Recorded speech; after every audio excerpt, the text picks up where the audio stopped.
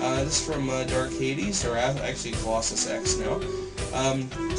Question 1 was, me and my friend were having a very immature fight over which is better, 360 or PS3, and we were competing over what had better hardware that came with it, and he said that PlayStation 3 was getting a controller that actually reads your mind, and I was wondering if this was true, because it seems a little far-fetched.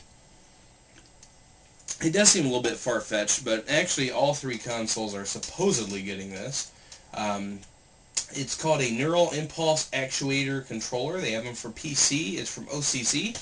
And yeah, that kind of works. It reads your mind inputs on how you want to play Pong. It comes with something like Pong, and you just like, oh, I want it up, oh, I want it down. And that's what you got to think to make it do. So yeah, it's kind of crazy. It's this little headband. Just you got to look this thing up. It's actually quite funny. All right, the next question from him is, what is the best gaming mouse and keyboard available? Because he's getting a new one, and his Logitech Laser is not very good for gaming. Man, I tell you what, when it comes to gaming keyboards, I am like the king of cheap. I go out and buy a $10 cheapy keyboard until that breaks. I'm still on the same keyboard I've had for 4 or 5 years. I just find one that's comfortable to use. I don't know what the best is. My mouse is a Logitech Mouseman. It's supposed to have some vibrator function with immersion, so like certain games, and I believe the Half-Life mod Firearms actually had that in there. Whenever you got shot, the mouse would vibrate and stuff. This thing's actually quite comfortable. I just go by comfort. I don't know if that stuff really enhances your skill. I know a guy that used to do that, and he had a little mouse you put weights in, but I don't think he could play out of a paper bag either. I mean, you know, it's just personal preference. I just go with whatever's comfortable and don't use wireless on the mouse. I was doing that one night. Batteries died right in the middle of a game. Yeah, it's horrible. Question 3, what exactly is cell shading? I've played Team Fortress 2 and the graphics are really nice, but how they make the cartoon style using cell shading and have excellent graphics. Tell you what, Team Fortress 2 is a hoss. That game is just simply incredible with the graphics. And it's amazing because I don't know how in the world they do it. It looks really good too. Well, cell shading, since I'm not much of a programmer guy myself, I'm just going to read right from Wikipedia for the first part. It says, a type of non-photorealistic rendering designed to make computer graphics appear to be hand-drawn. It's often used to mimic style of a comic book or cartoon.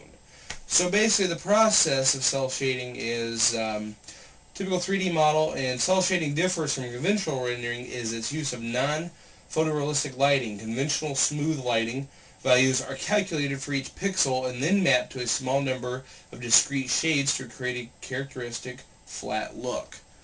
And then yada yada yada. Basically it's taking and making the shadows pull back even farther.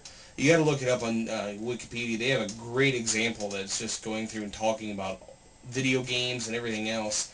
One thing I'm hoping they don't do is, I don't know, movies and cell shading. I like cell shading, but man, it gets on my nerves after a while. Like playing, what was it, Killer 7 or something like that, or that, and what was that other one of those guys, No More Heroes? I tell you what, just the cell shading gets on your nerves after a while. Everything was cell shaded. Great question there. So, question number 4, is it true that DirectX Skin can program organic life into games such as programmable foliage that actually grows? Yeah, that is actually in there. And they also have a little thing where if you have like a palm tree that has sun beaming through it, the individual rays will shine right through it as well. But yeah, it's actually in there. It's pretty cool. DirectX 10 is really advanced. Question 5, I have 2 computers set in my room that me and my friend can play LAN games on. I was wondering, what are your top 5 recommended LAN games? We usually play huge downloaded D-Day maps for Company of Heroes. LAN games, top 5, Day of Defeat, Total Annihilation, Supreme Commander, what was that other one? Yeah, what, I would forget it right now. We also play, let's see, I'm trying to think what we all played at the LAN party before. Counter-Strike, and anything, you gotta have some other type of game, something like Civilization 4 in there, just, you know, something to round it out. But we played the heck out of Supreme Commander, TA, Day of Defeat, and any other game like that. Love RTS games. Those are super great for LAN parties and first-person shooters. There's a great Half-Life 2 mod, matter of fact, The Hidden, that's great, but you gotta have a pretty good large LAN party for that. Freelancer's fun. The master list servers are offline, but if you got your own private server like we do, it's a lot of fun to play. You get this whole 3D space world to play in with only 2 or 3 people in it, plus all the computer-controlled guys. And the server takes like 2 megs of memory. It's really lightweight. So be sure to look those games up, especially Supreme Commander. And question number 6. What gave you inspiration to start making game reviews? Well, the inspiration came from actually 2 sources. One would be that I just bought a super amazing product, at least I thought, the Atari Flashback 2.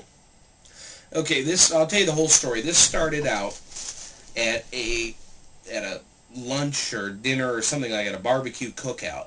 And we were all going out on this lake on a pontoon boat. And a pontoon, basically just 2 big metal pontoons that float with a deck on top. So we get back, and one person mentions they have an Atari, and I'm like, what? Because I used to have one of these as a kid. And so next thing you know, he pulls out the box. I'm looking through the games. It's just like nostalgia is just coming back to me. And I'm like, okay, I gotta get something, and just play some of these old games. So I get the Flashback 2. And I'm just like, this is so cool. You get 40 little games. The games look like, they're not very graphical at all. But I'm just like, man, this is so cool in my childhood. So I immediately come in here, and I start with a little crappy webcam of filming the Flashback 2. And I thought it was so cool. I showed a little cheat code and everything. And the inspiration also came from watching Angry Video Game Nerd videos with a buddy of mine. We would watch those and just have a good time laughing, and I'm like, you could probably do that. And I said, oh, I don't know, I think I could. And so he kind of enticed me and kind of said, oh, come on, give it a try. So I did. That started with a Flashback 2. Loved it so much, spit out a couple more videos right away, and then slowly started working on them more and more until now, you get what you get now, me running around in a bathrobe. And so, just so you all know, the show's going to come full circle, but unlike full circle, I'm not going to end it or anything, so don't, freak out. But I did purchase an Atari Flashback 1, and that's what I mean full circle. I started with the 2, now we're going to come back to the 1, and we're going to look at that.